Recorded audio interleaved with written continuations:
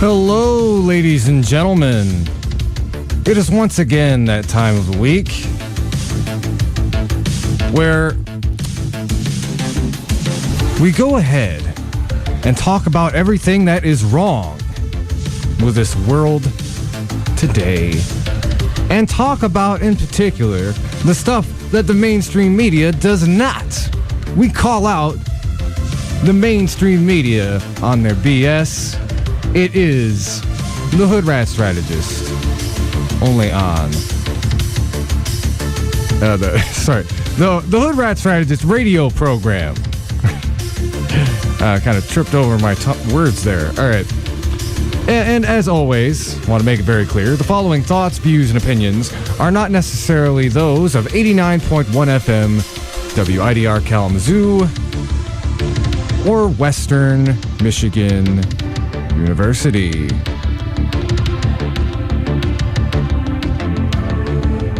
All right, so we've got a few things to talk about on the show today. Oh, man. And you'll have to excuse me. I've got to... Usually I look up the articles on the studio computer, but it seems to be a little bit uncooperative right now. But I did want to start by talking about a couple of really important things. And the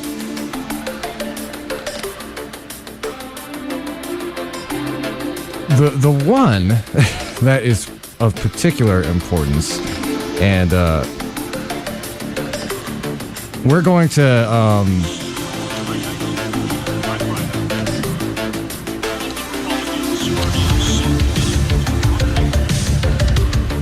so if y'all aren't aware, there is this thing that just went through the local Michigan House, and it is quite startling.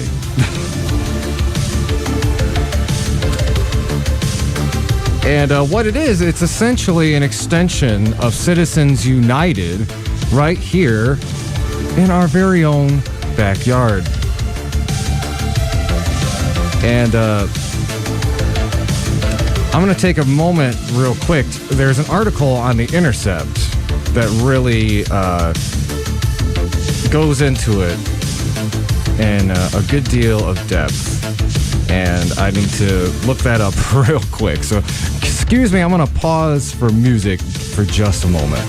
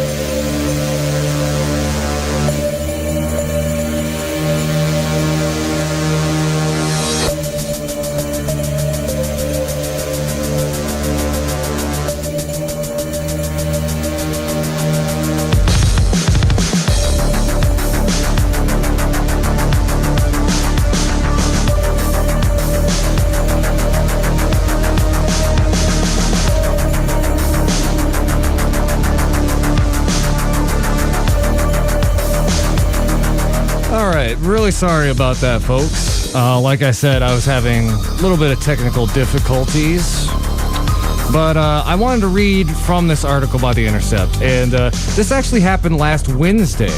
I was actually alerted by a good friend of mine who really spends a lot of their time paying attention to what's going on in the local state in Congress. It's a good friend of mine who's kind of helped point my way to some other noteworthy news stories going on in our state legislature.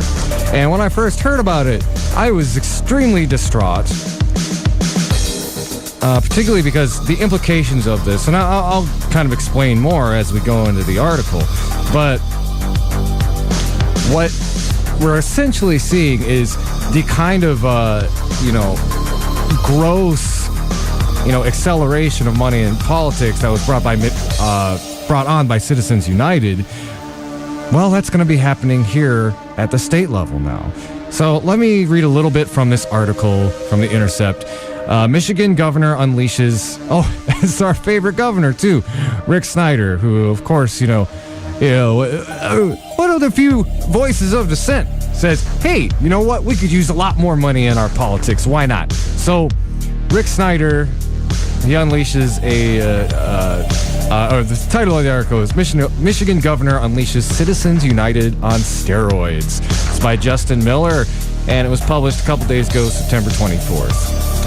Less than 6 hours after its passage by the Republican-controlled state legislature, Michigan Governor Rick Snyder signed into law this week a measure that, effective immediately, allows candidates to raise unlimited sums of money for super PACs, which can then promptly spend that money supporting those candidates or attacking their rivals. Great. It also allows consultants to simultaneously work for a campaign and a super PAC at the same time, making a joke of the supposed independence of the two groups. And that's, one of the loopholes that really upholds the constitutionality of Citizens United is the idea that, the campaigns are not directly coordinating with the super PACs, even though the super PACs are effectively just an arm of the campaign that, strictly, legally speaking, is not affiliated with the campaign, but basically is an extension of that campaign's, electoral apparatus. We've seen this several times in recent history. Even before Citizens United, there was, John Kerry's, the attacks on John Kerry with the, Swift Boat Veterans for Truth. And then what Citizens United actually goes back to this Hillary smear film around the 2008 election. And, when it went through, the Supreme Court, they essentially ruled that corporate speech was protected, and that effectively money is speech. Corporations are people, and they can spend money on elections as long as they are legally disconnected from the person or entity running for office. And this rule just kind of like looks at that. It reflects so much what we're seeing in politics at the federal level as well. This idea, hey, the mask is off. Why do we even need to pretend to be fair and impartial anymore? No, let's just brazenly say that, it's like, you know what? The super PACs and the campaigns, just coordinate. Just do it. Just do it with independent money. All right, so let's continue. It's a brazen move for Snyder, who was term limited out of office in 2018. Thankfully. They didn't say that, I did. To so fully embrace the post-Citizens United world dominated by big money super PACs. Watchdogs warn that the law, which they have described as Citizens United on steroids, effectively creates an end run around the state's limits on campaign contributions and further obliterates the already thin line that is supposed to maintain super PAC independence from candidates. That opens the door for the state's wealthy donors to wield even more influence over the political system.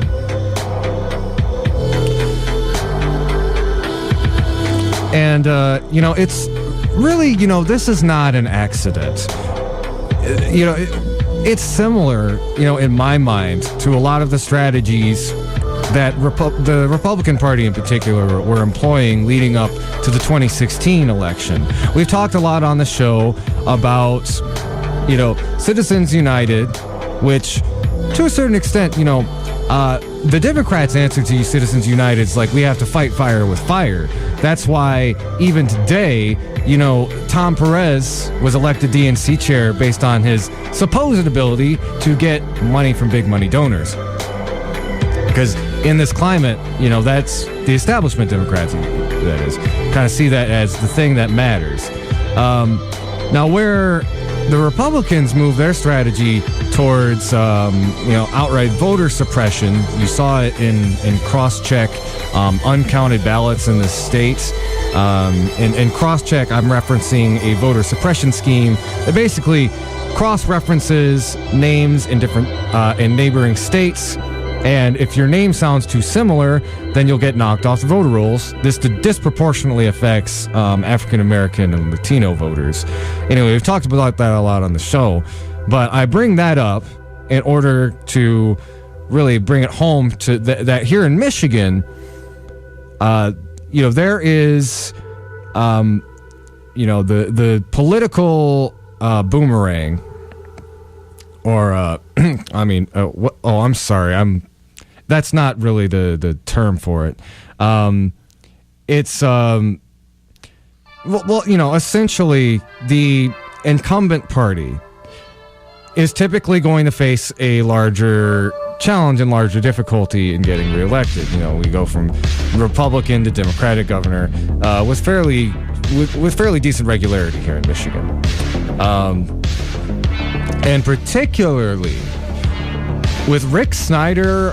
He's one of the most unpopular Republican governors in history, and Bill Schuette, who's going to be running to get a seat, has an endorsement from Donald Trump.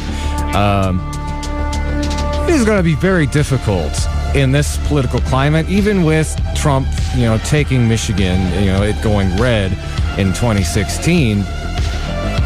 It's going to be difficult for the Republican Party to follow up with one of the most disastrous governorships in modern American history. And I'm, of course, talking about Rick Snyder's role in the Flint disaster. Now, with getting this ability to kind of stronghold themselves, this has been part of a continuous strategy from the Republican Party that also includes gerrymandering, which is a problem we see here in Michigan to a great extent. Shout out to Voters Not Politicians. They're a group that are trying to get nonpartisan redistricting here in the state. So what they have some challenges to face in the next round. They've got an unpopular sitting president. The opposition party usually does pretty well in midterms. So what are they going to do? Well, they are going to take a state which, and by the way, Michigan has been having a lot of success as far as getting true progressives placed in positions of power here in the state. Now, there's always some push and pull with the Michigan State Democratic Party, but they at least recognize beyond, what the national DNC does, is that, they can kind of smell where the wind is blowing. They try to distance themselves from the corruption at the national level. Not that they don't have some problems with themselves, but they're not as adversarial to the progressive wing as a lot of other states. Now, again, that's different region to region. Here in the 6th District in Kalamazoo, they're quite friendly. I mean, our last congressperson, Paul Clements, was a Bernie-crat, if you call it that, endorsed by Bernie Sanders. Right now, our current primary fight, the most competitive candidates right now are all progressive politicians, two of whom are directly involved because of last year's political revolution. So, what can you do to fight this encroaching populism that can really hit the messages? And the answer is money. Double down on money, because that is the one big thing that the Republicans have on their side in their coffers. Let's go back in time a little bit. Before before the Democratic Party became as corporate as it is today, the unions and labor had a lot more pull within the Democratic Party then, and they were able to pull off victories against Republicans not because they had more money, but because they had more grassroots energy. They had the ability to galvanize people on the ground. So what is this? It's parts of a longer and larger strategy from the Republicans, because when you are dealing with an electorate that is tired of you, that is probably going to be motivated to vote in larger numbers in 2018 because of all the shenanigans going on at the national level, all you are left with is to either A, cheat, or B, change the rules. And they are doing both. Between the outright voter suppression that goes on via cross-check, and look this up too. The thousands of ballots that were discarded in areas like Detroit and Flint. Abdul El Sayed was actually speaking at the church, the UCC yesterday, and he's one of the leading candidates for governor. He has a strong progressive platform, and He also mentioned the fact that there's a type of voter suppression that happens, like particularly in poorer areas where people tend to vote more left-leaning. They will have much longer lines. He talked about his own case. He tried to vote in the Democratic primary last year, and they told him there would be an hour to 2 hour wait, and they came back during lunch, and they said an hour, 2 hour wait, and he was not able to vote. And this is a guy he's so politically engaged that he's running for governor right now. Without using corporate money, I should add. So they're going to do that. And again, they're going to, play the, gerrymandered districts that, they were able to get in 2010 to full effect. Even this, Voters Not Politicians petition, I don't believe that is going to come in time for the governor's race. It's going to wait likely until 2020 because districts are changed every 10 years. So, whoever ends up being like the gubernatorial candidate is going to face a huge uphill battle, not because Bill Schuette's got a good platform or he's a charismatic Republican or anything like that. It's because they have they have come up with a really good strategy to create these institutional roadblocks that are impervious to anyone but the very strongest of candidates. And let me just read a little bit more from the Intercept article, because they kind of speak to this as well. The move is part of a long-running Republican strategy, rarely matched effectively by Democrats, to tilt the political playing field in a partisan direction. On top of sophisticated gerrymandering, right-to-work laws have smashed the electoral power of unions in states where they've been enacted, such as Michigan and Wisconsin, which have tilted right as organized labor has been suppressed. Add to that voter suppression laws targeting minorities, college students, and anybody else suspected of voting Democratic, and Republicans are able to create a field in which majority support of an agenda is not necessarily required. By winning at the state level and enacting laws that benefit the party in future elections, state GOP parties have been able to put once blue states in play, which paved the way for Donald Trump's surprise victory in November. Opening the campaign finance floodgates is part of that agenda. Governor Snyder rode into Lansing on a white horse of transparency, but will leave cloaked in secrecy, driving a hearse carrying our democracy, Lonnie Scott, executive director of Progress Michigan, said in a statement on Wednesday.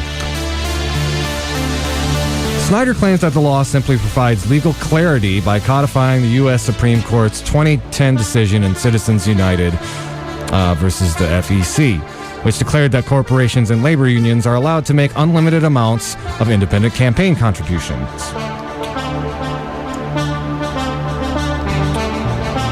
And just to clarify, Citizens United applies to federal election law, not state law, but many states have changed their laws in the wake of the ruling to avoid legal challenges. However, as campaign finance watchdogs point out, this law goes above and beyond what is set out by Citizens United.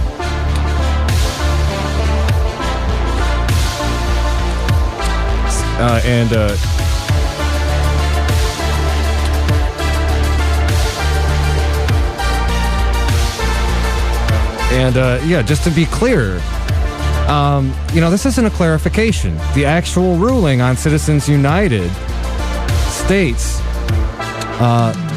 it does not state that states have to allow candidates to raise money for super PACs. In fact, the Supreme Court reasoned in Citizens United that unfettered spending by outside groups is permissible on the grounds that it is truly independent from candidates.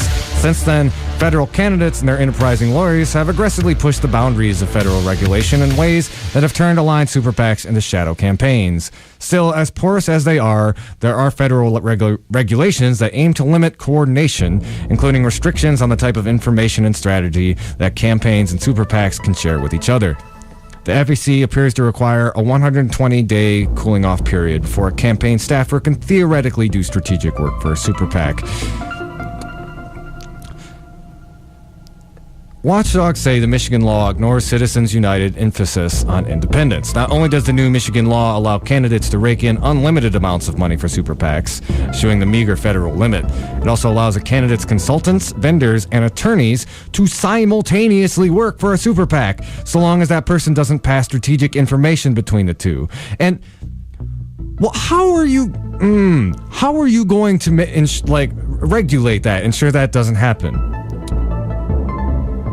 And I mean, like, the article says, that's impractical since political consultants or ad buyers can't simply forget what they know about a campaign's internal strategies.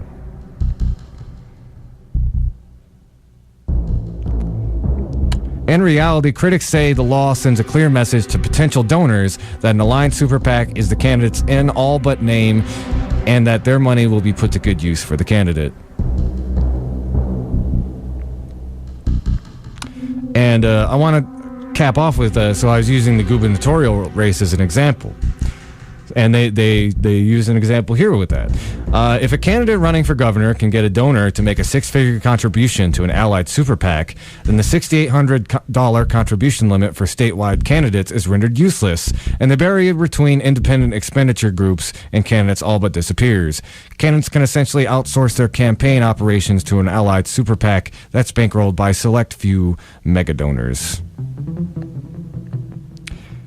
One of the law's leading proponents is Bob LaBrant, a key mastermind behind the Republican Party's political takeover of the Michigan state government. For decades, he ran the Michigan Chamber of Commerce's political and legal operations, aggressively pursuing campaign finance litigation that sought to expand corporations' political funding power.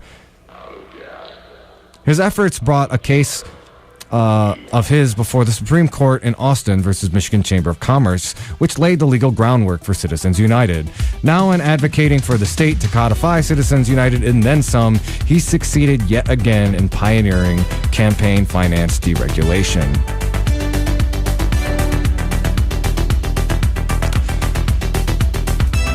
So, yeah, I mean, I've already touched on a lot of the main points with this, but yeah,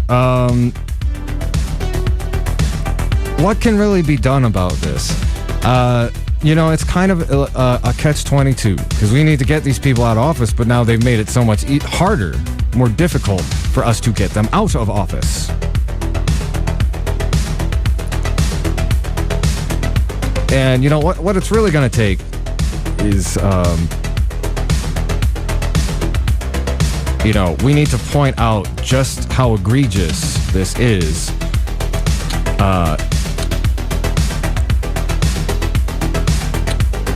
And do something about it. That means emphasizing, because like everybody, like most people are tired of money in politics. Even the few handful of people who voted for Trump, said that, or not, they didn't say, but they caught on to like the whole like drain the swamp and getting like the establishment politicians out.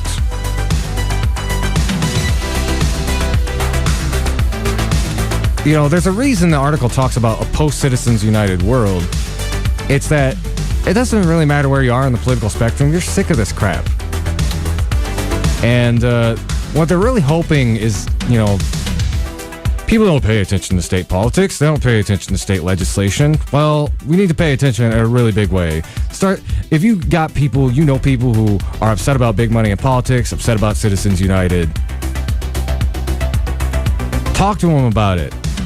And if you got conservative friends and family, tell them what they're up to too. These folks will believe stories about immigrants voting illegally. Try to use that to wedge their mind open a little bit more.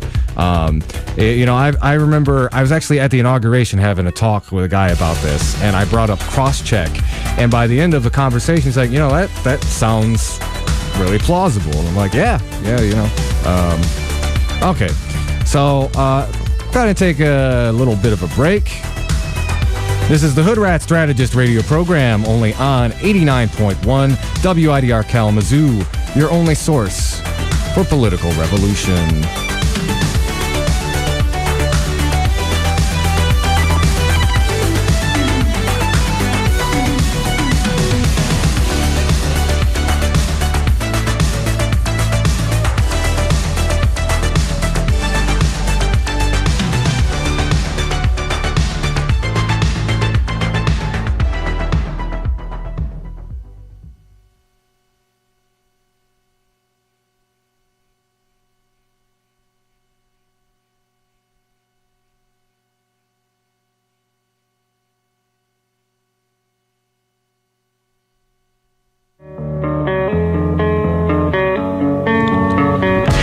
Be apparent, but hunger is a rather prominent issue amongst the student body of Western.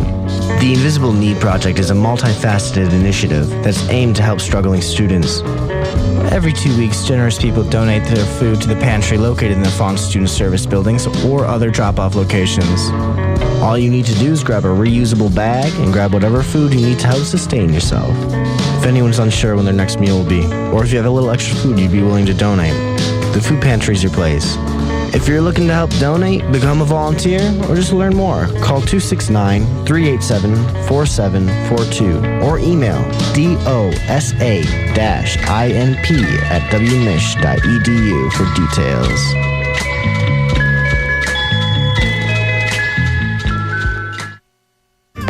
Are you trying to get your local Kalamazoo business name out to the WMU and Greater Kalamazoo communities? Why not do so while supporting Radio Evolution through underwriting and donations? For more information, please visit widrfm.org.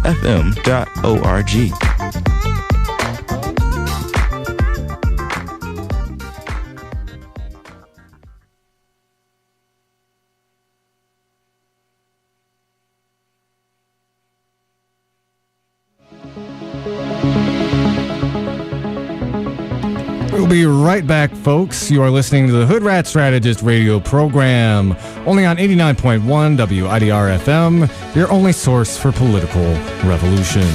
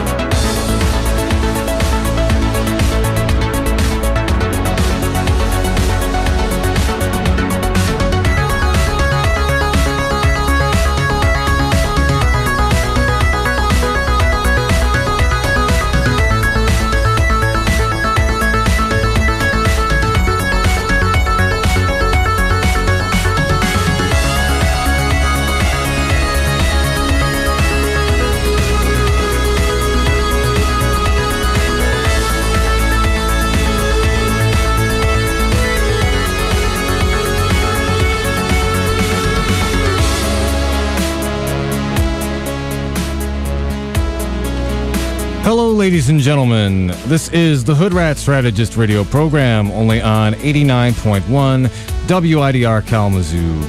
So, I would be remiss if we didn't talk about, the largest sports-related protest in decades that happened over the weekend. So, the orange one, basically said some stuff that I actually can't say on air. It's funny, the president can tweet expletives, and I can't even say them on a radio station. But anyway, what happened was teams all across the country either knelt or held arms during the national anthem. It was an act of solidarity because basically, and here's the thing. Up until Sunday, the NFL's been pretty standoffish. In fact, they've been really more on the wrong side of this issue.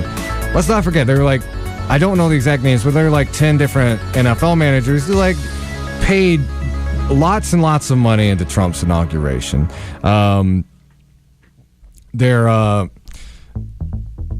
Colin Kaepernick still hasn't been signed anywhere. And, there's a lot of pushback. Players were afraid to engage in this kind of protest because they thought they would get blackballed like Colin Kaepernick. Now, what changed that? What was it that kind of changed the dynamic there? And it was the fact that by doing that, Donald Trump, before, that was an issue that just kind of had this vague public pressure. You have a lot of conservative people who watch NFL. They do not like their game being disturbed with political content. But when the president goes after, the players so vocally, and again, this is part of Trump is good at working a crowd, but he has no idea how his rhetoric plays out to the rest of the country. He was in a small room in Alabama at a rally, basically firing up a lot of older white folks with their SOBs line. And there's a couple of different schools of thought. He's just kind of, again, just saying outrageous things to be outrageous, saying it to get cheap applause. Also ties in a little bit to the whole shock politics aspect of his administration, which is they'll do create these shocking moments that really focuses the attention of the zeitgeist, and then behind the scenes they're either pulling off some really horrible executive orders, some legislation, policy, or in this case, while Trump was going on a rampage against people who were protesting at a football game, Puerto Rico is an absolute disaster zone. And the government, by the way, which came in to help with Texas, and they came in to help with Florida, there still has not been adequate response to Puerto Rico. The island is without power. Their food is scarce. The island itself has a lot of toxic ash piles and Superfund sites, which means Superfund sites are those sites that are so polluted that they basically get capped off and not touched. Almost all the trees are down, which is creating horrible heat waves. And the president and his administration have done jack squat, little to nothing to substantially help the people of Puerto Rico. But why do that when you can get a bunch of your fans fired up about football? Actually, hold on just a sec. I've got a friend of mine who's going to be coming in the studio in just a moment. So stay tuned.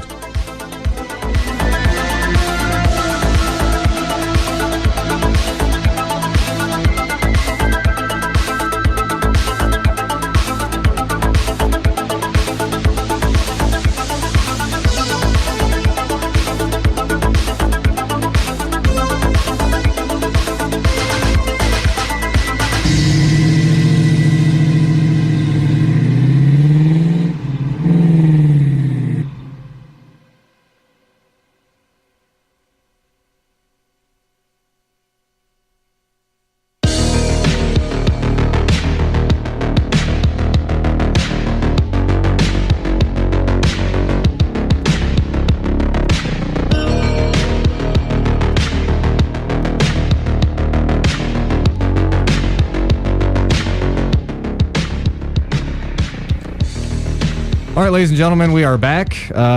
So I'm actually joined by a good dear friend of mine, a dear comrade, Melissa Ray. How are you doing today, Melissa? Yeah, I'm pretty darn good. Yep. Thank you for having me. Oh, okay. Yep. Get that mic a little closer. There we go. And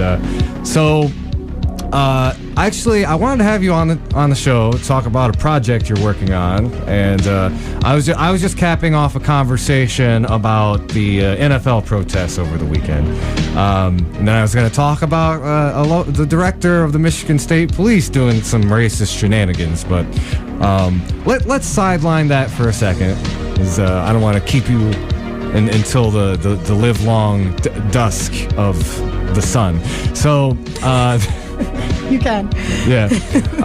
But yeah, let's talk a little bit about, so, you're working on a project here on campus that's really trying to kind of, build some bridges and knock down some barriers. Could you kind of give us the overview about it? What is this project you're working on? Sure.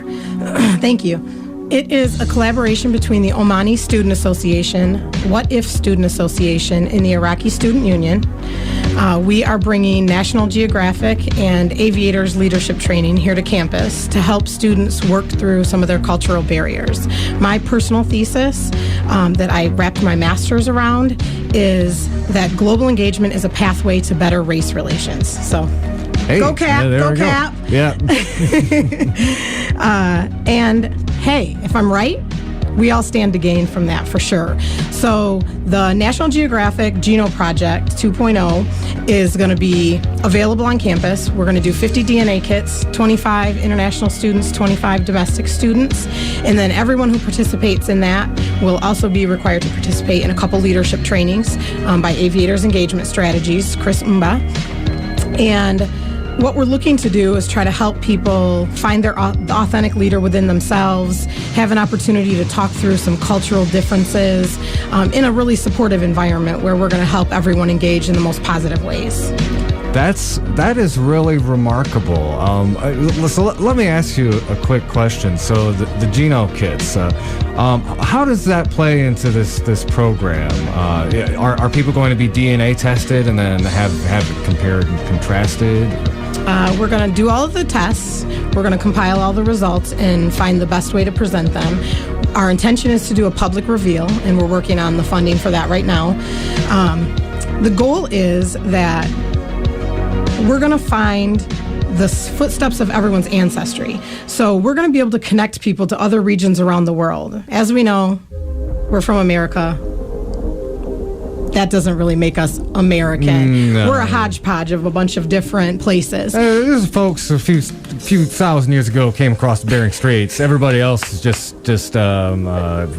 loafing around, stole their couch, really. I'm sorry, go on. No, you're funny. So the goal is that we can help students connect to other regions of the world, and once we do that, we feel like that's going to stretch the student's mindset, kind of like a rubber band, if you will. And then when you come back to your original form, which is never your original form anymore, everything in this country is going to be easier. When international students come here and they stretch themselves to be a part of our community, when they go back home is a whole heck of a lot easier because they've expanded themselves so much. Wow, that is really incredible. A lot of folks who get in the organized circle always talk about how people need to kind of step out of their comfort zone, and I'm curious, is that kind of the genesis of this project? Did you see a student population that was maybe too people, the student body will kind of put itself in a box, and they won't reach out to people who are different than them? And how do you view this program as a way to kind of tackle that problem, that issue here on campus? Well, let me back up to what you originally said a little bit, because I worked with international students on this campus for 2 years.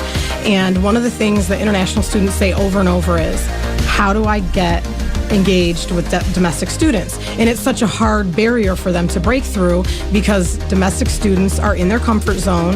And as Americans, we all know our comfort zone isn't very comfortable right now. So then the idea of stretching out further beyond that is really difficult for people to put in perspective.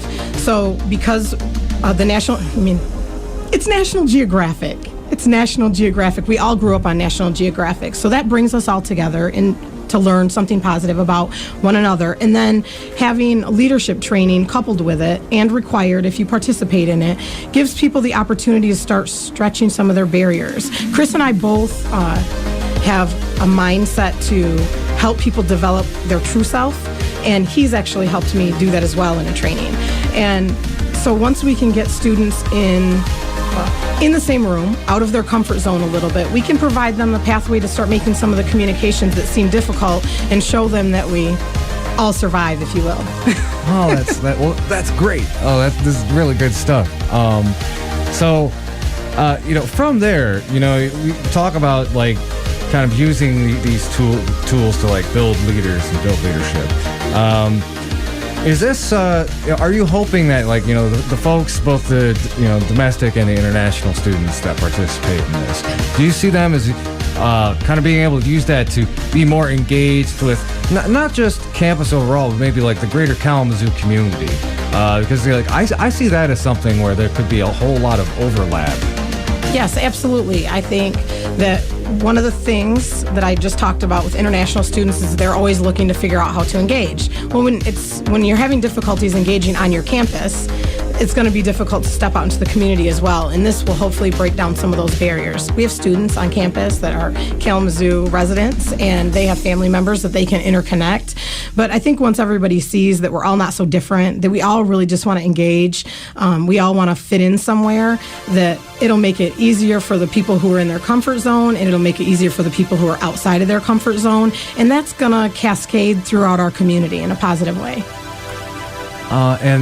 So let's this is I talk a lot about establishment politics, and I know you and I are kind of on a similar page when we talk about these issues, but there's a certain sense going back to even what's going on right now in the NFL, there's so much ignorance that perpetuates that. It's like people don't even know what they don't know, and it's almost you're raised, and a lot of white people raised in this generation who are like, oh, well, I don't see race, and that's how they're supposed to not be racist, even though they haven't been exposed to any other cultures. So they see a kneeling protest at the NFL, and it just befuddles and angers them. Now, given that kind of structural problem that really goes through generations, are you hoping to see a lot of students who you can kind of awaken to that fact, how you can get them to understand systemic injustice through that prism instead of just see people as kind of these individuals? Yeah, of course, for me, it's about the students. I love them. They're amazing, and they bring something so positive. International and domestic students bring something so positive. Part of the issue, I think, is that because we come from a society that does a lot of bullying, as soon as you get out on your own and you've lost your comfort zone, it makes it kind of difficult to push beyond some of those barriers and learn more about yourself. So then they don't get to figure out how valuable they truly are. One of the things I really hope to come out of it is a more engaged campus overall. One of the things that I see as a barrier on this campus is support by the staff and faculty. The students are the customer. The bottom line is the students are the customer, and their needs come before anyone else's. So until we start shifting that, tipping that cup, if you will, so that the systemic structure isn't protecting itself, it's treating the customer the way that they deserve to be treated, and therefore protecting them in the process, nothing's really going to change. So the faculty and staff are like the parents of campus. So if the parents are like, this is what we're going to do, the kids might be like, I don't want to do it. But eventually, it'll start moving in that direction. And one of the issues that I've run into in the past is that I've had trouble getting staff and faculty on board with these concepts. And in reality, we have to foster the relationship with international people for a couple different reasons. One, to keep them on this campus, and that Western Michigan University should be able to see as a positive for their overall budget. Of course, it's not about the money for me. It's about the humanity, and it's about engaging with people further.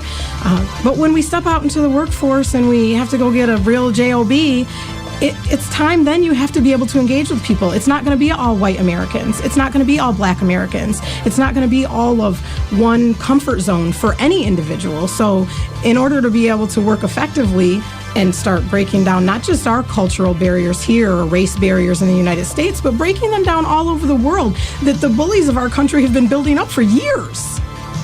Yeah. And we talk about bullying. It's not just like what happens in our schools or what happens in our workplaces. This is a.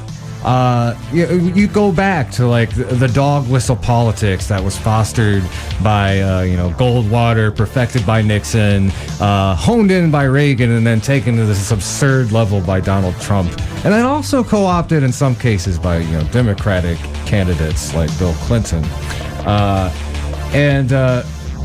We're talking about a lot of these very like reinforced stereotypes and ideas when it comes to people who are foreign, and considering like that and the political environment we're in right now, have you seen, like, especially since the election of the orange one and his Legion of Doom cabinet, has there been more enthusiasm for a program like this on campus or more hesitation? I think there's hesitation.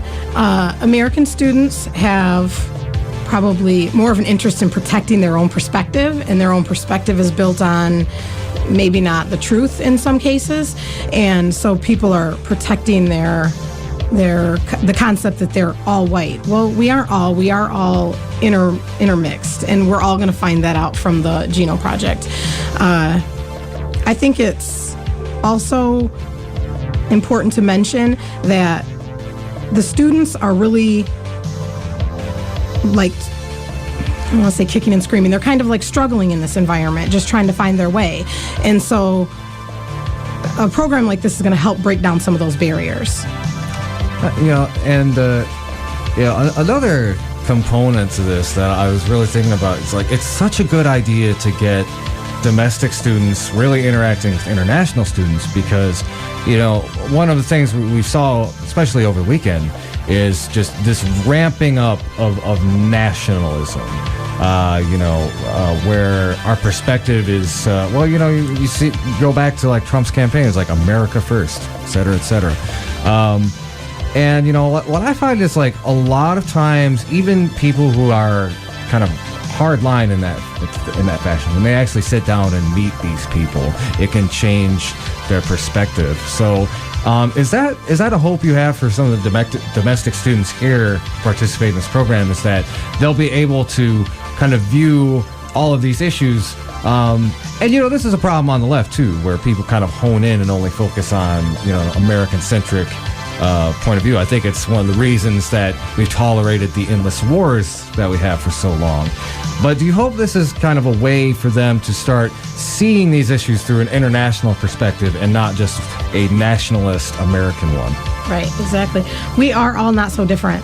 That's one thing that I've said to the students over and over and over again, is we are all not so different. And sitting down in these leadership trainings are going to give us an opportunity to kind of compare and contrast our cultures and our societies. And I mean, colorism is relevant everywhere. Period, plain and simply. Every single country that I've seen, the lightness of your skin is a positive attribute for you. So that's a way that people can see you're not American and this, and this because you're American.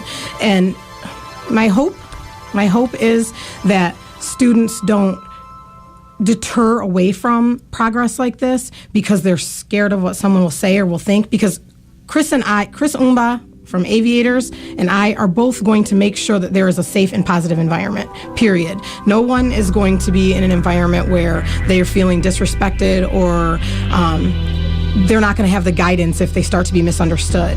And that's, I think, one of the things that all of us in society have, is that discomfort with not fitting in somewhere, the discomfort with somebody being upset and angry with you for you making a mistake. Well, we all make mistakes. We're all human, and when it all comes back down to it, we're all human, and humanity matters. And if I can do something for this community that helps start breaking down some of those barriers and gives the student the voice that they deserve, then I'm doing my work. Awesome. So if there's students listening in right now, how would they get involved with this program? Great, thank you. We have a Facebook page. It's www.facebook.com/InTheMirror101. Take a look in there. In the Mirror 101.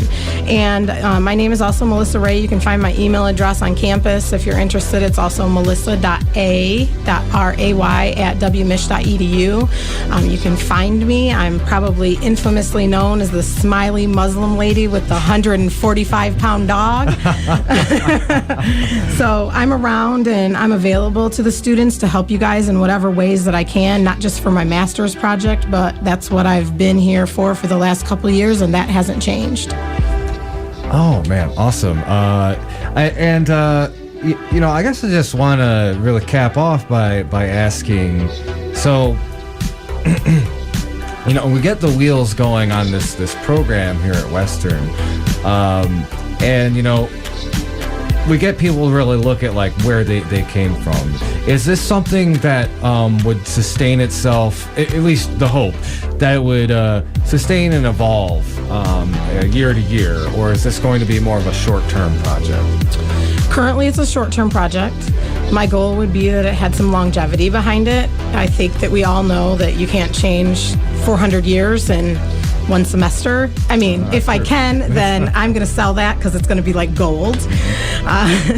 So it would be golden if we could carry this out for a few semesters, a few years, and the university was in support in helping us foster a program like this, because the students are definitely where it's at, and if I can remind everybody, nobody has a job without them.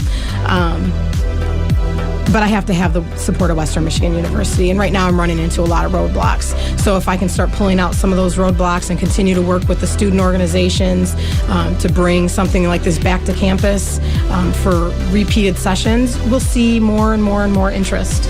Well, I think there's a lot of student organizations on campus who I think would be very much behind this. Sorry, and especially this is really an issue you could build a coalition around too.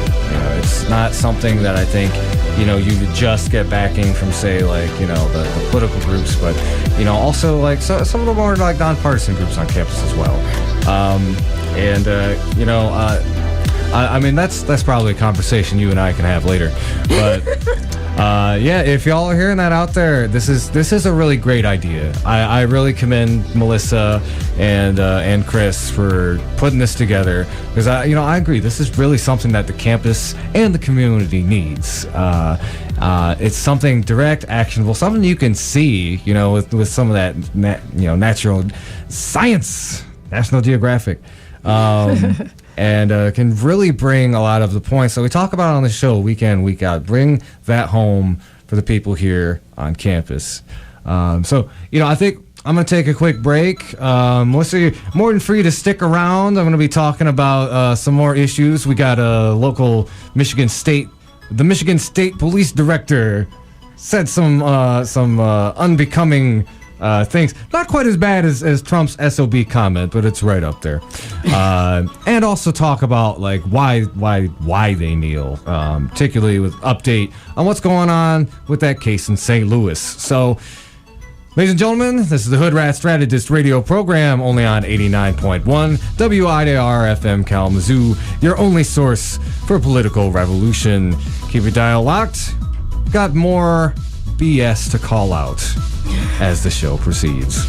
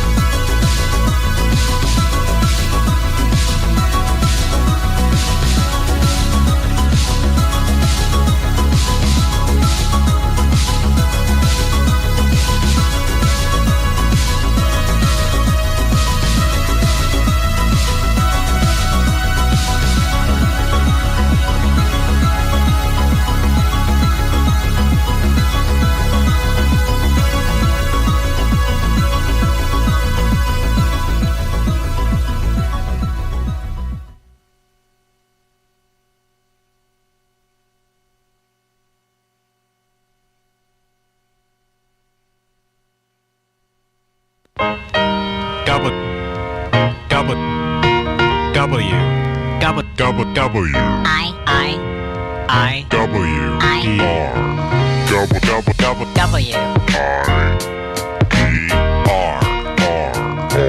R W I R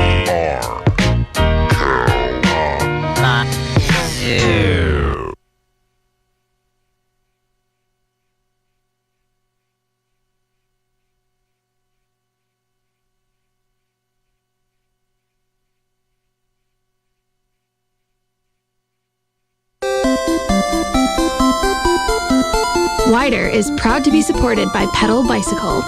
Pedal Bicycle has 2 locations on 611 West Michigan Ave and 185 Romans Road.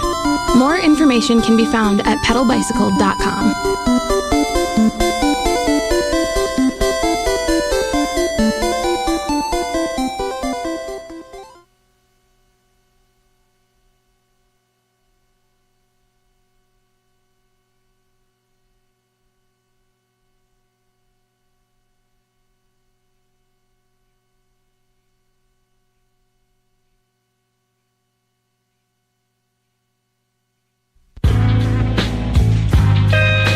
For those interested in underground hip-hop, here is a complete disc jockey show with all the modern pace of today's exciting radio. Listen here on Saturday night from 7 to 10. You can't go wrong. There's one important element missing, however. That's you. Hip-hop ethics show. Saturday night. I mean, DJs bring me young, play that real live shit. The hip-hop ethics show. I know you're gonna do it. Yo, I'm talking about the hip-hop ethics show. DJs bring me young. Transmitting live. Saturday night. WIER Caliber Crew. Bouncy. Ladies and gentlemen, we are experiencing technical difficulties. Please stand by.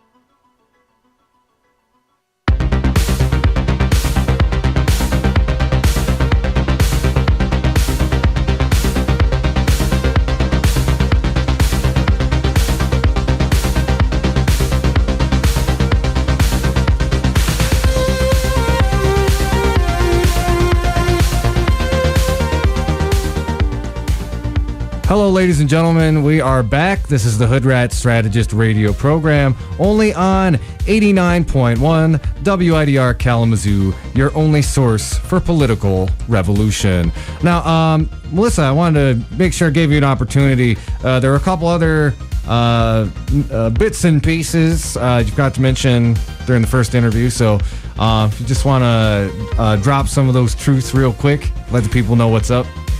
Cool, thank you.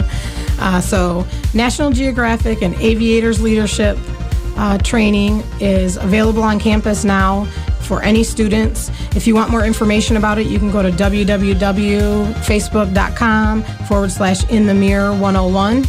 And if you're interested in leadership trainings, you don't have to participate in the Geno Kit project through National Geographic. You're welcome. Anyone on campus is welcome to attend the leadership trainings. The leadership trainings are held every Friday from 11 to 1, and they're held at the Camley Chapel.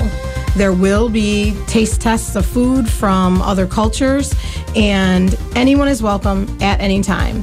Come in for 5 minutes, come in for 2 hours and 5 minutes. Come late, leave early. We just want to see your faces. Thanks. All right. So yeah, please get on that. It's like that's really exciting. It's been a while since I was a student here at Western, but you know, if I were still, I would definitely want to get involved in that. So, okay, we're gonna shift a little bit, and we're gonna kind of go back to the issue we're talking about with the kneeling and the racism and the imperialism and the whatnot. And I want to localize it a little bit. And so we're talking about people who, really misunderstand what this protest is about, and especially thanks to Donald Trump. And this goes back to when Colin was doing it last year, where people were just like, you're insulting the flag, you're insulting America, you're insulting our veterans, which I'm going to speak to that a little bit more in depth later. But the real problem is we have somebody in such a large position of power who's espousing these views, and while there was some really tremendous solidarity around that, it really had to be. It was not until that orange goofball challenged basically the entire NFL that the owners, who previously had basically been pretty institutionally racist themselves and trying to basically keep their players quiet, they had to step up out of the pressure of their own their own athletes. There's a really great episode of Democracy Now! They had on a guest who's talking about this extensively, how even like NFL players like Tom Brady, who were for whatever reason support Trump, you can apparently you can insult everyone, deport DACA kids, do all this other stuff, but don't insult my teammates. But we have to recognize it is substantial. Even with those criticisms, it's the largest single sports protest in decades and decades. Some of these reactions we've gotten to it are pretty disgraceful. We've actually there's a news story out there about the Michigan State police director, who basically went along that whole line of stop insulting the flag. But this is from the Detroit Free Press. I'm going to read a quote from it. Colonel Christy Kibbe Etu shared a message on her personal Facebook page Sunday that said athletes who take a knee during the pre-game national anthem, an action several of the players has described as a symbolic protest against racial oppression and incidents of police brutality against blacks, are quote-unquote millionaire ingrates who hate America and disrespect our armed forces and veterans, and a bunch of rich, entitled, arrogant, ungrateful, anti-American degenerates. That's a lot of adjectives, first of all. But it's I think it's particularly distressing to hear this kind of rhetoric from the state police, because as we all know, I mean, this is why these protests are happening in the first place. And Melissa, I know you focus on a lot of this work right now, but like, what is? Do you have a response to that? Particularly somebody who has this very direct responsibility over the state police of Michigan coming out and basically tying her rhetoric into this issue. It would really be nice to see people in leadership positions start taking a strong stance on making a change and making a difference. Instead, we're seeing a lot of throwing of stones, if you will, and it's high time that these people in positions of power start utilizing their power to do something effective, because it's not just hurting black people, it's hurting our entire America. So when people have to take a position and take a stand against inequalities, it's not the fault of the people who are taking the stand, it's the fault of the people who are sitting down. No, that's exactly right. And I would say too, like, hearing this from like somebody who's got such a high position with the Michigan State Police, it reinforces exactly what they were protesting about. We've got these protests going on in St. Louis right now over the wrongful death of another innocent black person. And, I want to read a little bit from this article from the World Socialist website. They sent some investigators in to see it. And this is something I haven't seen a lot of coverage on even in a lot of left-wing circles. But, this was the famous... so recently, there were police who actually marched and were beating and macing and pepper spraying protesters while chanting, "Whose streets are streets," which anybody who's been out there on the front lines or been on a protest like that is just absolutely chilling. And they're talking about, like, there was some evidence that they basically did not give over to the prosecutor. This is what the article says. In a stage of the lawsuit known as discovery, Watkins, that's the attorney, requested that the city provide any DNA evidence involving a revolver allegedly brandished by Smith, as well as additional video footage of the killing. Investigative notes by the FBI as part of the federal criminal investigation made references to both DNA evidence and the video footage that Watkins requested. The city denied that it had either of these pieces of evidence.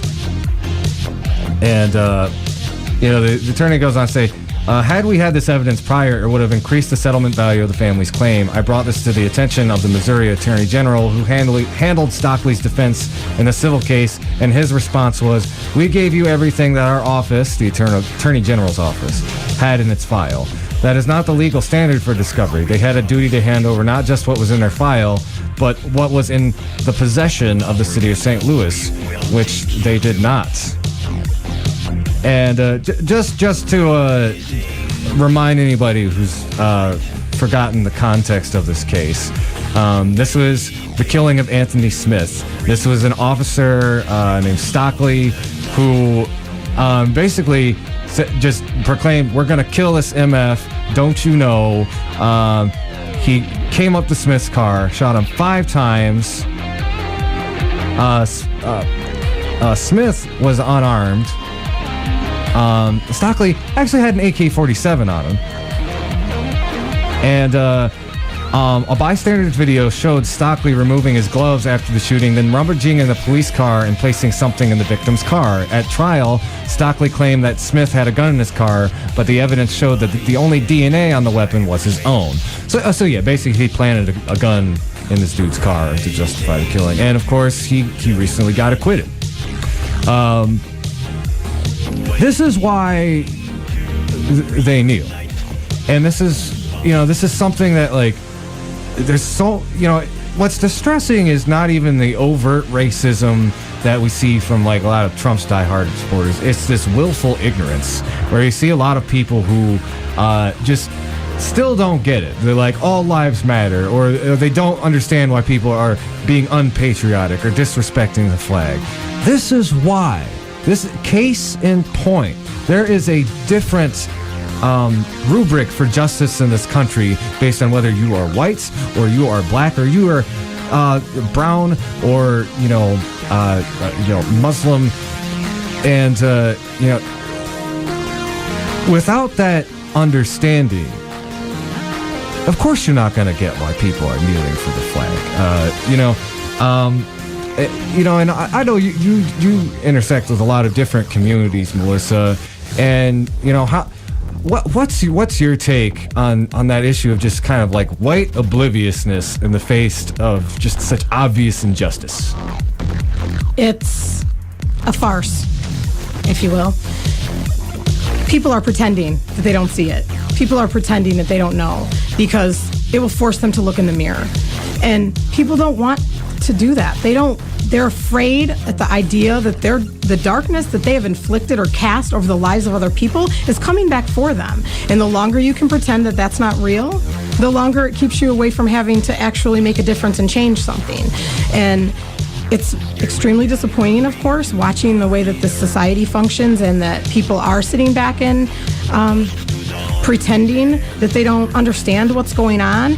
But people are getting it put dead in their face by CAP and by the NFL right now. So people are being forced to take a look at themselves. And because of the events that just occurred in Charlottesville, people are being forced to choose whether they're a white supremacist or whether they're not.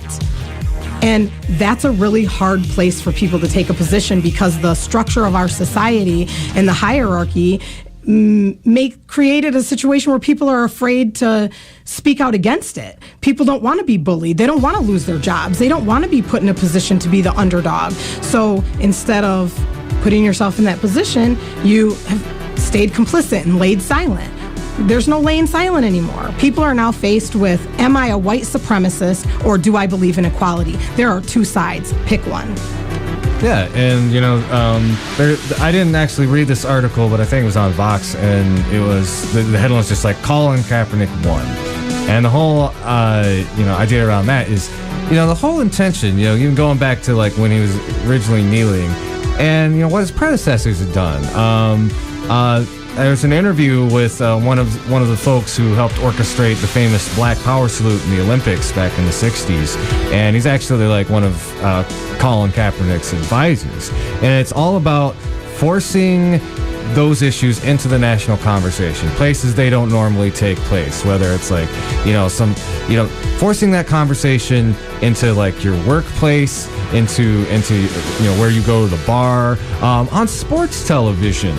And this was I saw this clip of it was actually this white sports commentator talking very eloquently about the history of systemic racism, like on ESPN, on this show that I'm not much of a sports guy, but I've seen this show a lot. I used to work with some folks who are like huge sports fans, and it's like they're talking about that on that show, so it's pushing it into the public consciousness. What I think now what really needs to happen is people need to unpack that, because for the people who have already consign this to being a narrative of liberals versus patriots, or these rebel rousers versus this kind of nationalism. It's not that they're saying overtly racist things. They're dismissing the whole race component entirely from this discussion.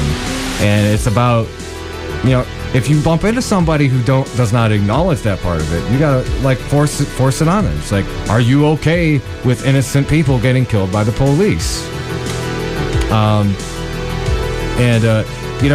think part of your work is about starting those conversations, Melissa. What would you say to speak to that?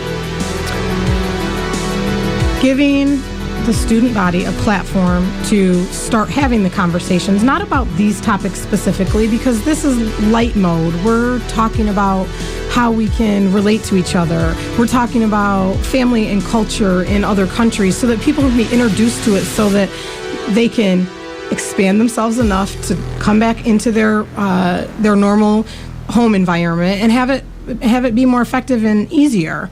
Repeat the question for me. It was basically just like, how do you engage in these conversations with people who don't really understand or are maybe like kind of willfully being oblivious to the racial component of this? They just want to see it as like, people are being ingrateful towards like America or the flag or whatnot. Right. I think sometimes you just have to be direct and pointed with it. And of course, the tone of your voice and the volume of your voice, those are really important things here in American society. You have to be careful with. But when you very respectfully point out facts, it's really hard for people to dismiss you. I have a pretty strong voice and I'm not afraid to use it. And a lot of times because of the volume that I use or because of the tone that I use, because I'm so passionate about things and I'm such a highly emotional person, people use that to dismiss me when in reality, they're hiding from the truth that I just told. So hopefully we can get students talking and engaging in ways that are around very positive conversations so that we can all start breaking down some of the barriers and start dismantling that system together. Because until the system is dismantled, it's going to keep going. And I wanted to say something about, you said you read an article, it said Cap won. He didn't win until men are not dying at the hands of our police officers and the police officers are walking the streets free. And I'm certain that he doesn't think it's a win until that happens. No, that's actually a really good point. And, you're right. There's a big difference between starting a conversation and actually tackling an institutional problem like that. And when we're talking about something that this is like in the DNA of America, like, you go back to the founding fathers, and what a lot of people don't know is, it wasn't all about tea and taxes. Around the same time, England abolished slavery, and there were a lot of the founding fathers were slave-owning landowners who didn't necessarily want to do that quite yet. To put it politely. So, it's it keeps coming up again and again in American history, and for so long, there's kind of this white blind spot that said like, oh, racism was taken care of in the 60s. I think a lot of people understand. Or at least got woke up by the election last year that no, racism is still a huge problem in this country. And some people woke up when the Black Lives Matter movement was really kicking off. But forcing our system to be just to a people they have never been just to, it is such a colossal task. And the work required in it's tremendous. Like I don't know if there's really a question in that, but I mean, like, how, like, what are your thoughts on that, Melissa? It's a huge task, but we need more people who are doing it. I mean, from the activist standpoint that we might go out and there might be 3 people or there might be 10 people, and if there's 50 people, we're all falling over ourselves like, yay, it's great. So, building a union of people is the only thing that's going to make a difference, because it's tiring for one person to do a bunch of work on, especially because you're not just doing the work, you're getting attacked on the sidelines during the process of it by people who aren't ready to wake up, by people who are wide awake and they don't want anything to change, by people who are leadership individuals in the systemic structure. And so, yeah, it's a heavy, huge amount of work, but when you start to break down some of those barriers, start building bridges, and start creating lasting relationships and friendships between people. This is like real world. Hi, I want to respect you. You want to respect me. Can we build something around that? When you start doing those things, especially on a global level, it makes everything easier in your home front. And so I'm just going to keep on drilling that and drilling it. Yes, it's a huge amount of work, nothing will ever change if there's not somebody doing the work. I'm signing up for my portion of the work, and I'm waiting, and I'm watching, and I'm pulling and pushing and asking for other people to sign up for their portion of the work, and you know how hard that is. Oh yeah. I've said since November and before that, really all hands on deck. And all of these issues are related. We come on the show every week. We talk about systemic racism. We talk about climate change. We talk about political corruption. All of these issues reinforce one another. And if we don't get everybody out there who can just, we are really teetering on the edge in so many ways, socially, economically. Our continued survival hangs in the balance. And, with stakes that high, we need you out here in these streets, starting those conversations, speaking truth to power, and challenging injustice at every turn. All right.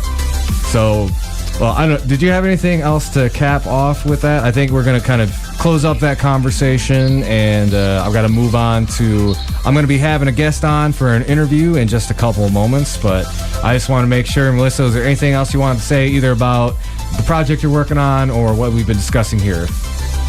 I ended my last group training session by asking the students, and as I said to you before, there was 24 students, 3 of which were domestic students, and the other 21 were international students. And I asked for them to help me.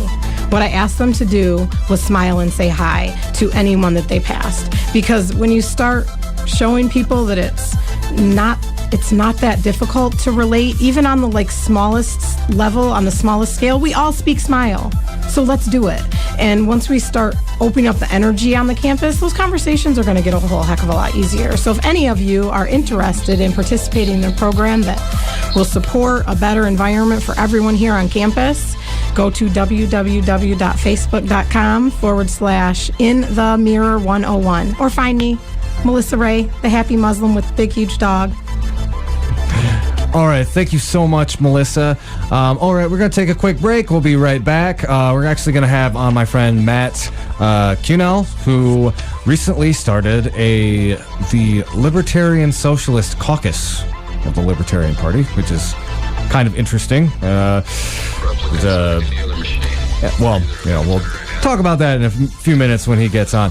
You're listening to the Hoodrat Strategist radio program only on 89.1 WIDR Kalamazoo, your only source for political revolution.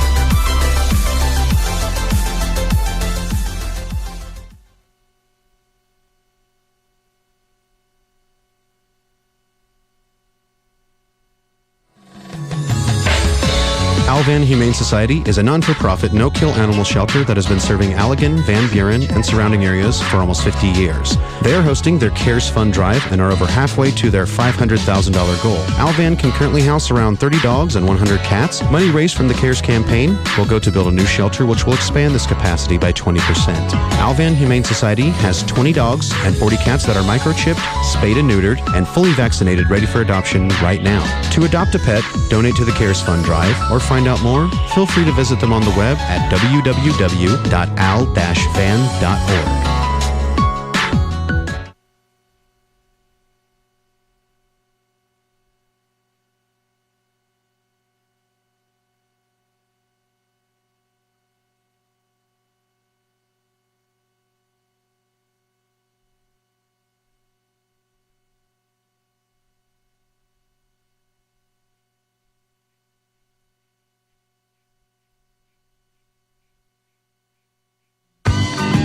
This is an open slot in the wider clock and could be filled with an underwriting announcement for your local Kalamazoo business.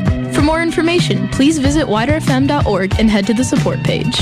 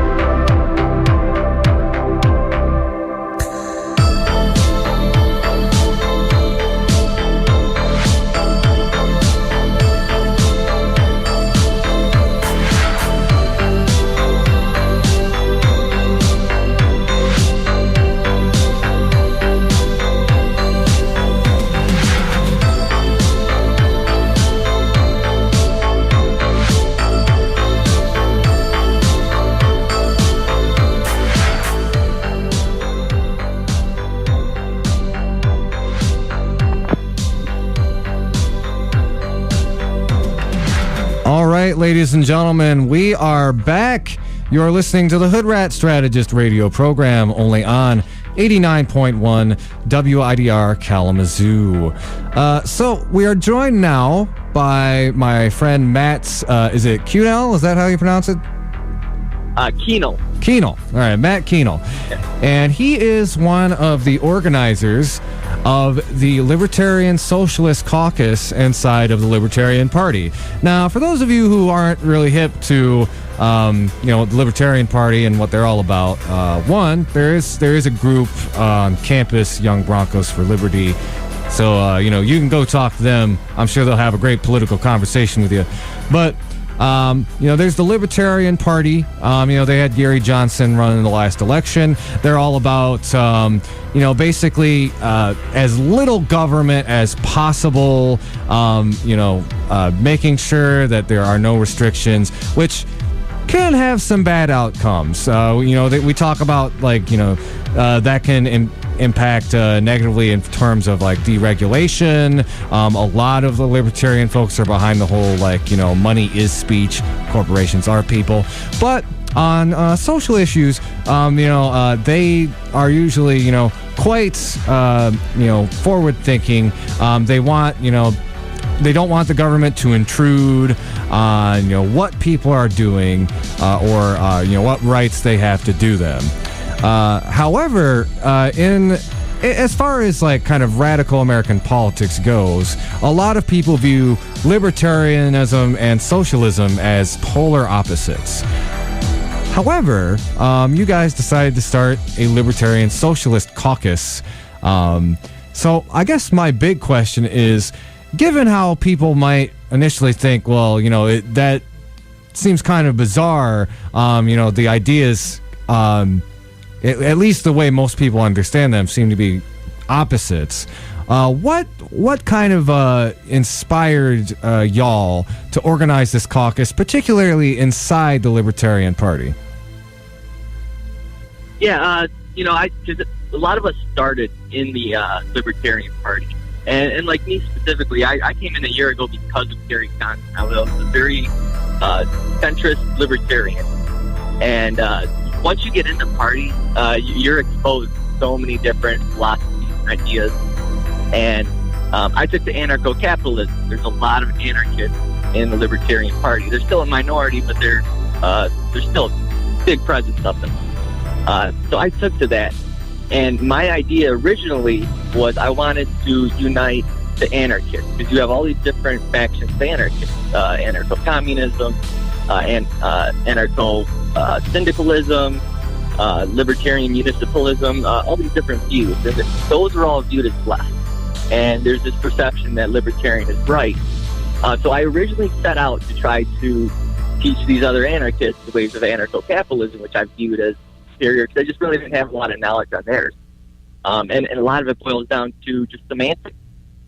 So like socialism, what that really means is the ownership of one's labor, including the means of production. When you apply that to a state, that means the state owns the means of production. When you apply that to libertarian philosophy, it extends the self-ownership that they already believe. It's just claiming ownership over your labor also, and the means that you use for your production. So really what it boils down to me is that qualifier, that libertarian. Socialism is just an economic view, no different than capitalism. You can be a libertarian capitalist, you can be a libertarian socialist. It's really that qualifier, that libertarian that says that the libertarian is the means, you're going to seek your end, which would be your economic view. So a libertarian socialist is looking to, one, have a small or and extend their self-ownership.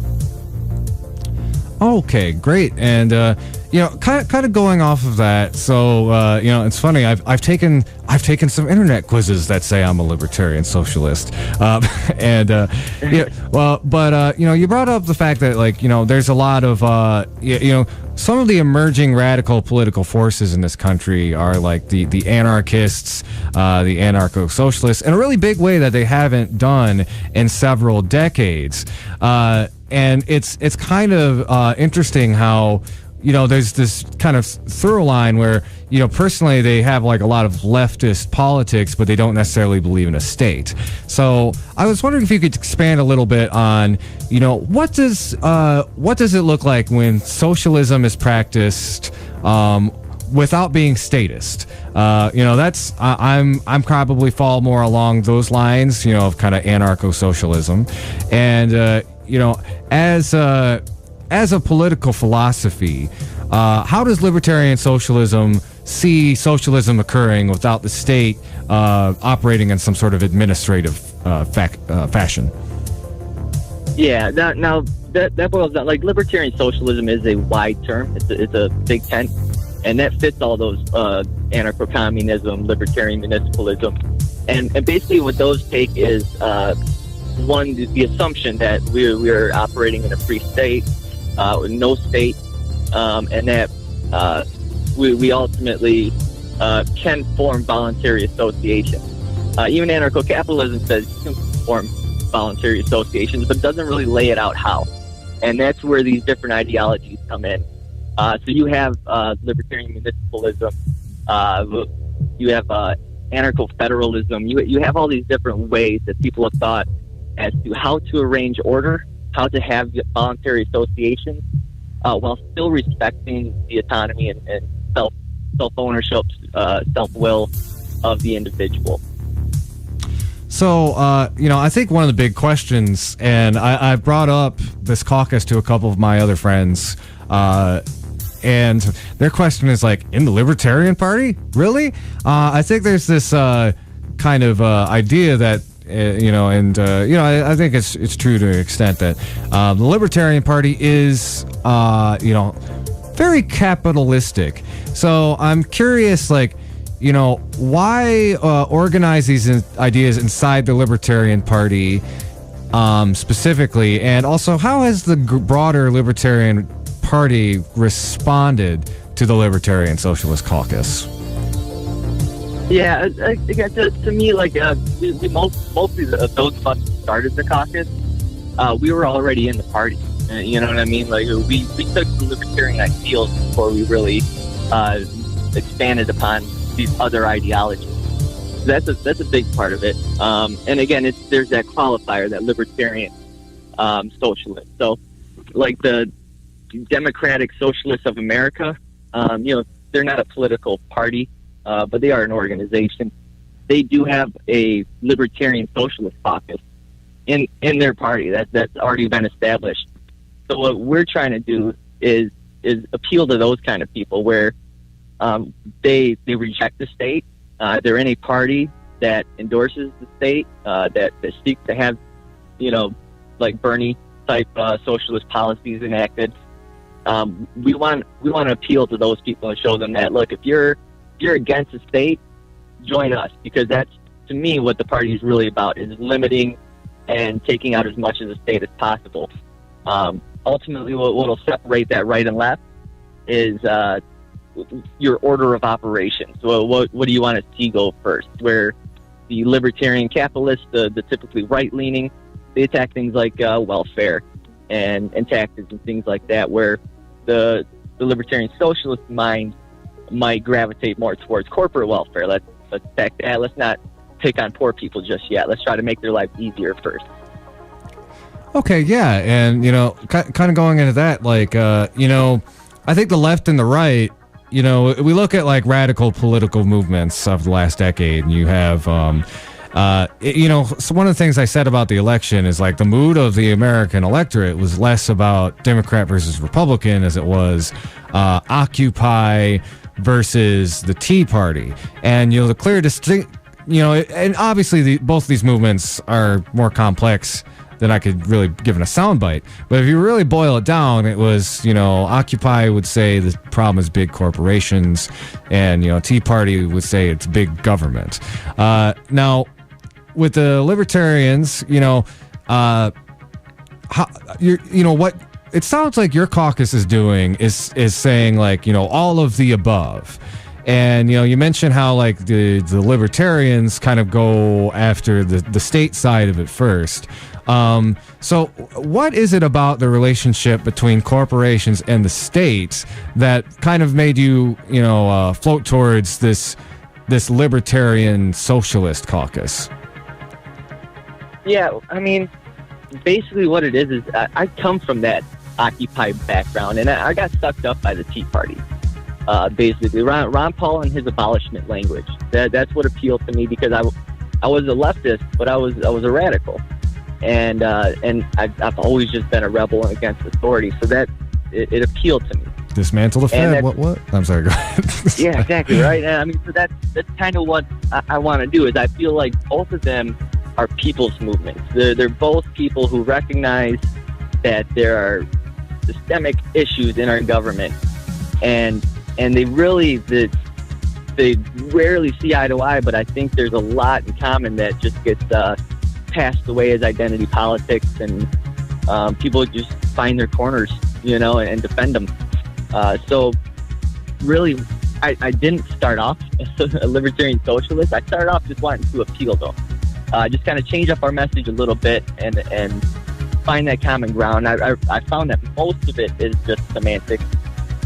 Most of it is just order of operations, and I think there's room to join those movements, and I think the Libertarian Party is the only one that has the ability to, because again, that libertarian, to me, that just means that you're against the initiation of force or fraud to achieve your personal or political goals. So again, you can be a libertarian capitalist, you can be a libertarian socialist. It comes down to how do you plan on achieving those ends. And the more people that we can show that it doesn't take a state, the more people we can show that these things are handled personally by people, and the more people that we can get involved and active in the community, taking responsibility, those are the things that are actually going to create that space where the state can be abolished. We have to set up these structures before anybody's willing to give up the dependency they have now. Yeah, so it kind of bouncing off of that. So, I think, people have a misunderstanding. You're right. Like, Libertarian Party is a lot more broad than most people think. Some people think of it shorthand. It's like, oh, they're basically like, they're the conservative alternative party. And you'll see like over the years, it's changed pretty dramatically. It's like the Libertarian Party today is not like, the Charles Koch Libertarian Party, which is all about like, was very heavily focused on like corporate rights, to the point where you get someone like Gary Johnson, who's very, very focused on social issues. So I would ask, like, to what extent is, the Libertarian Socialist Caucus really trying to make sure it is like those issues that are being pushed to the front? So like, anti-imperialism, and making sure that like, our black brothers and sisters, our Hispanic brothers and sisters, our LGBTQ brothers and sisters, that their liberal rights, the values of the Libertarian Party are, focused on fighting for those issues and those people. Yeah, pretty much. I mean, like, just on a philosophical level, what the Libertarian Socialists do is they take that recognition of aggression and they take it beyond the state, and we apply it to these actors, be it a company, be it an individual. We recognize that there are forms of coercion that are non-violent and non-overt. To make an example, like Martin Shkreli, someone who overcharges, price gouges, and we need to, as a party, recognize that just because because these state forces exist, doesn't mean they should. And in our view of open voluntary market, because we do believe in the free market, is one where people are educated and understand how these relationships work, and reject ones that don't act ethically. That's a really good point to bring up too, because I think like, there's you look at the history of a lot of conservative movements. It's been about making sure that we have like a low education electorate. And, that focus, that point, I think that's something really important to bring up. And particularly, one of the problems when, the state is in charge of education is, whether it's through corporate influence or the influence of the state, is they always kind of have their own agenda.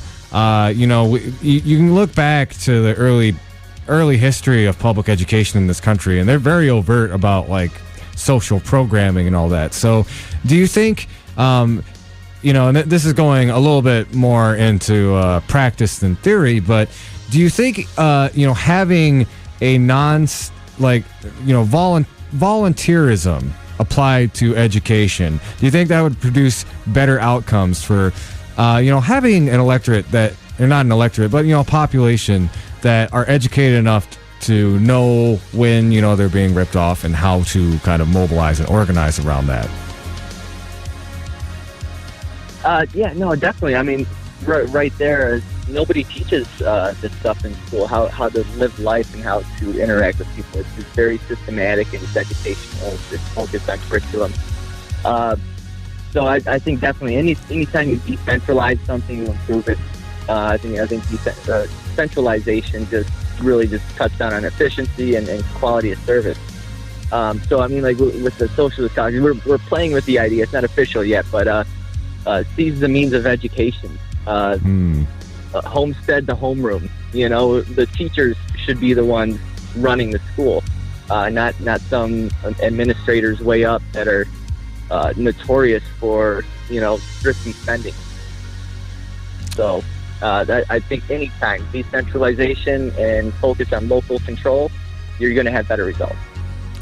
Oh yeah, I definitely like that, local control. So, okay, well here's with the libertarian socialist philosophy, I think we can a lot of people would make the critique against libertarians, like you're putting too much faith in corporations to do the right thing, and socialists, you're putting too much faith in the state to do the right thing. So having this kind of combination of voices or ideas, I should say, I think it's a really interesting and kind of innovative way to look at it. So let me ask this, with you coming out of the Libertarian Party, what do you think is the biggest mistake in the fact that so much of kind of the centrist socialist momentum is around government programs like Medicare for All has been talked about a lot recently, programs involving free college. What argument would you make to those who are, they want to pull away from consolidation of corporate power, but they are perhaps too invested in these administrative federal programs? Yeah, I mean that's the toughest part for me, trying to recruit to the actual state socialist is all these different programs that obviously they do apply some good, but I think you really get that on both sides of the aisle. I created a petition. It was partly a joke, but for the Libertarian Party to endorse that the government should remove itself from property enforcement, and everybody in the party just about lost their mind. You know what I mean? So everybody's got these golden eggs, these sacred cows that are really hard to give up. And but I always come from it from a recruiting angle. You always got to try to find some common ground. The stigma is the hardest thing for me to get over with the Libertarian Party when I'm trying to recruit to really my demographic, who I identify with the most. Is just that Charles Koch, corporate sympathizers. We victimize the corporations and just want them to run wild, and that's the hardest thing to get over. And that's why we went with that bold Libertarian Socialist. We bounced around a couple different ideas, Black Flag Caucus, things like that. But we really want to appeal to that side, and we want to show that there are ways, to remove the state, remove that centralization, remove control, and just put it in the hands of the people in your community, and we can almost guarantee better results. The people are doing this anyways, and you ask any government employee what's the biggest roadblock in their work, and they'll tell you it's the government itself. Okay, and so I've also often talked about it on the show how political parties, we're at a point where they matter, but they don't. And what I mean by that is Democrats and the Republicans, they still hold the institutional power to get elected. And I think even last time where we had the most unpopular candidates in history running, it was still very difficult for people to kind of step out of their comfort zone and vote outside of those. Yet, I still very much feel that the future of our political system is going to lie in ideas that come out of libertarianism and ideas that come out of socialism.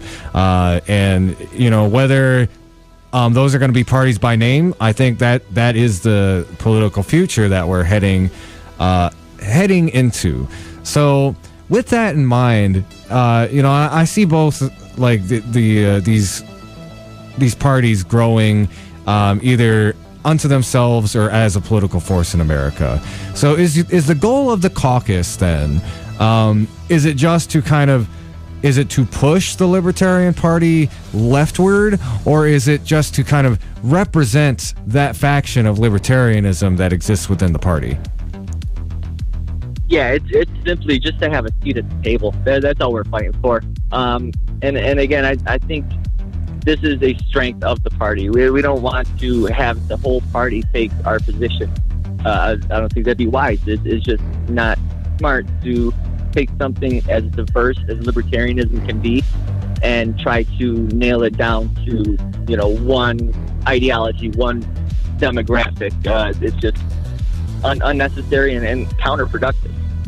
So really, we just want to withstand. So we want to show that we aren't just type A libertarian. We do have room for everybody.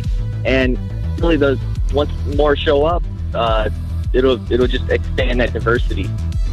Where, and that's something we celebrate in the Libertarian Party Audacious Caucus. I'm a member of that caucus also, where it's that individuality. The Libertarian Party is the party where you can let your freak flag fly. You know what I mean? And that's what kept me in. After the election, every other election, I've just stopped paying attention. But because of this party, because of the people I've met, I can't leave. I love these people. I don't think I'd feel quite at home in any other party. And it's fun. And I think fun is contagious. And I want to show everybody else how fun and unique and really revolutionary libertarianism is. Okay, well, Matt, I want to thank you for coming on the show. And I just, real quick, for those out there who are more interested in learning more or perhaps even joining the Libertarian Socialist Caucus, can you tell them how they would go about doing that? Yeah, we're currently setting up a website. We got the domain. It's lp-lsc.org. But it's not up and running yet. Otherwise, you can find us on Facebook. That's where we've been doing most of our organizing for now. We have our platform and our mission statement so far together. We're working on bylaws, so it's still very new. But yeah, follow us on Facebook. We're also on Tumblr. So we're working on it.